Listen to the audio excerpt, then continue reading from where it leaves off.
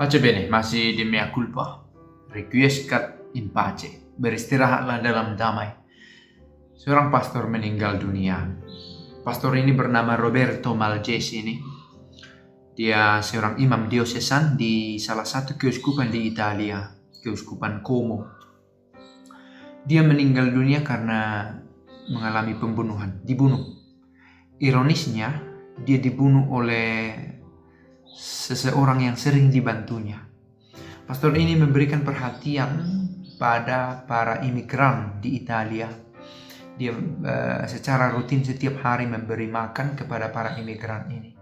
Kita bisa lihat dari berita ini. Dalam satu kesempatan, Paus Fransiskus mendapatkan berita dalam suatu hari Rabu, ada audiensi umum dengan Paus, dan di saat itu dia mengheningkan cipta sejenak setelah dia mendapatkan kabar bahwa Pastor Roberto Malgesi ini meninggal dunia, mengalami luka tusukan dalam tubuhnya, dan pelakunya adalah orang yang dibantunya sendiri, imigran juga.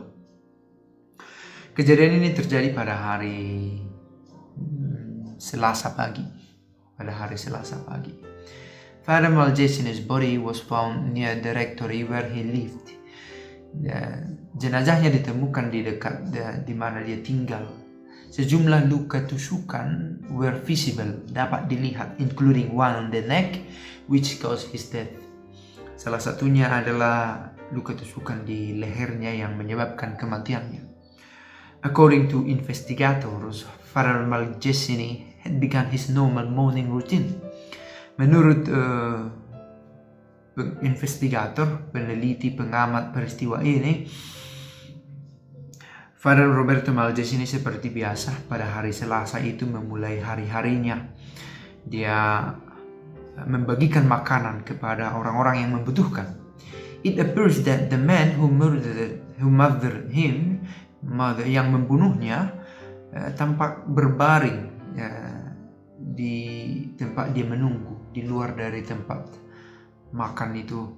Lalu Father Malgesi ini not only knew this man, Pastor Roberto Malgesi ini bukan hanya mengenal siapa orang itu, bahkan had been providing him assistance.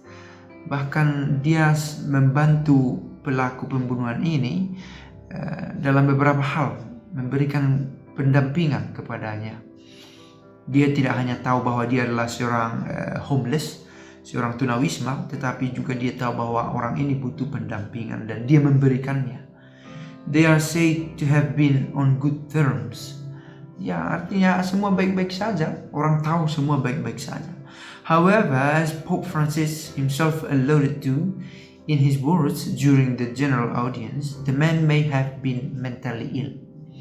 Sebagaimana disampaikan oleh Paus sendiri dalam pernyataannya, pelaku diduga mengalami sakit jiwa. Pope Francis one in sorrow with those who mourn.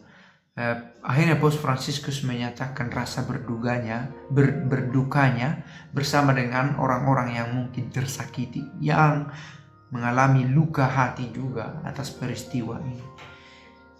I give praise to God for the witness, that is, for the martyrdom. Saya memuji Tuhan karena kesaksian iman ini, of this witness of charity toward the poorest.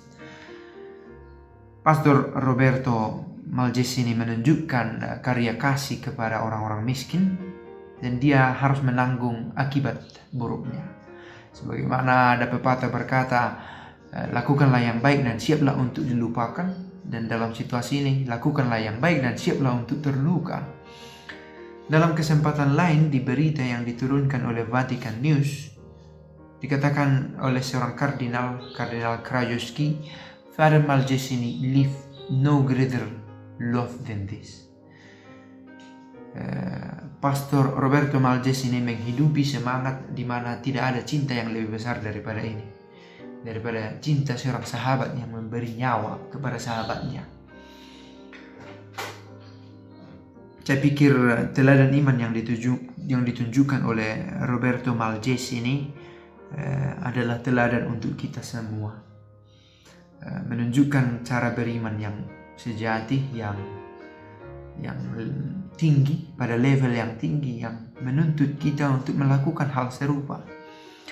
Kadang kita menjadi terlalu interpretatif, terlalu banyak menafsirkan untuk memberikan izin-izin khusus kepada kita supaya tidak melakukan hal-hal radikal semacam ini. Inilah cinta radikal. Bukan mengorbankan, tetapi siap menjadi korban ketika melakukan karitas, karya kasih itu.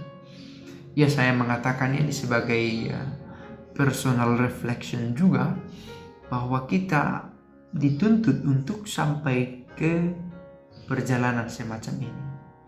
Kardinal Krajewski represents Pope Francis at Father Roberto Malgesi's memorial mass, saying that the path he lived was the true gospel in action. Bahwa jalan kecil yang ditempuh oleh Pastor Roberto Malgesi ini adalah Injil sejati yang dibawa dalam perbuatan. Nah, di hadapan tindakan semacam ini, di hadapan kesaksian yang dibuat oleh Pastor Roberto Malgesi ini, tidak banyak berarti teori-teori yang kita bahas. Karena this is the real, the true gospel in action. The true gospel in action. Maka ya, ternyata kita perlu berdebat soal ajaran iman, soal doktrin, soal dogma, tetapi harus dalam kesadaran bukan itu yang terutama. The true gospel in action adalah sampai berdarah-darah mewartakan karya kasih. Dalam arti sesungguhnya. Dalam arti sesungguhnya.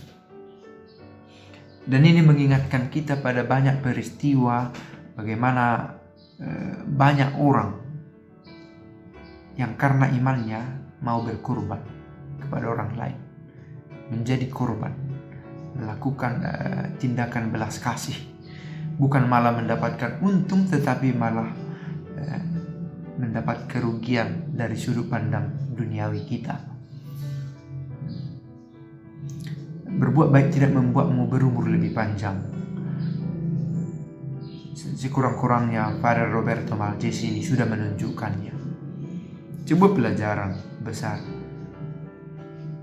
Greater love than this has no one than to lay down one's life for one's friends. Tak ada kasih yang lebih besar daripada kasih seorang sahabat yang memberi nyawa kepada sahabatnya.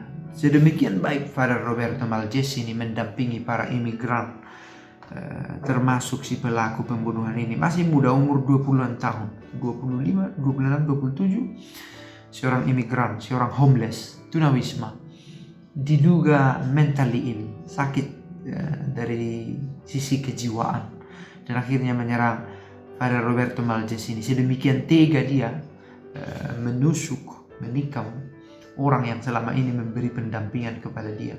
Tega, kita pakai kata tega kepada orang yang secara sadar melakukannya. Tetapi ini karena dia dalam keadaan mentally ill, sakit secara mental, maka ada pengampunan, forgiveness, dan terutama bukan dari sudut pandang pengampunannya, tetapi dari sudut pandang karya belas kasih yang dilakukan oleh Father Roberto Malgesi ini. Sekali lagi, requiescat in pace. Pace bene.